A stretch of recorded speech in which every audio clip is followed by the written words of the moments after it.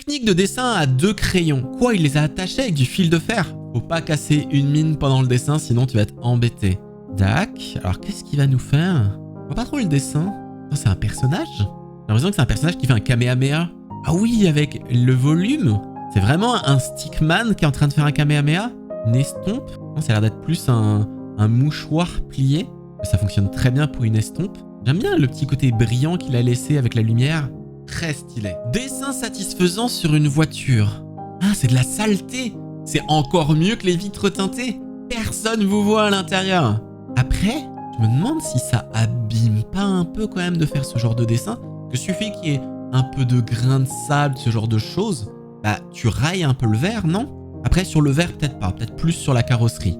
Le 3 est un peu bizarre, j'avoue. Je trouve ça assez satisfaisant, c'est vrai.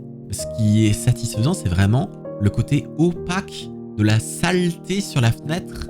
Incroyable. Comment faire le logo Mercedes sur une fenêtre? Comment il fait ça? C'est un outil spécifique qu'il a?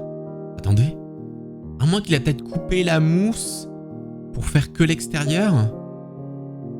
Waouh, c'est tellement propre. Après, il va falloir nettoyer le reste de la fenêtre. Le pouvoir des lignes. Moi, la seule ligne que je connais, c'est Grand Line. Après, Pierre Palmade, il en connaît d'autres.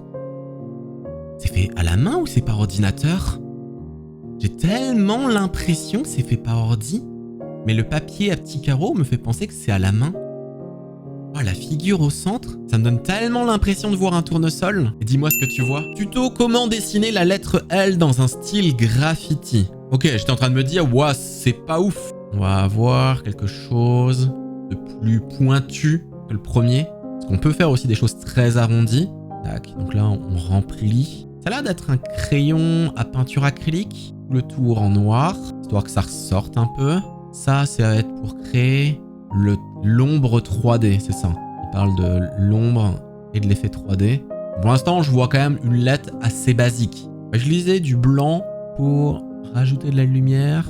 Donc on fait ça en opposition avec les ombres. Le tour en jaune, alors jaune et bleu, ça fonctionne bien. Orange et bleu, ça fonctionne très bien. Ok, c'est déjà beaucoup plus sympa. Et abonne-toi si t'es d'accord avec moi.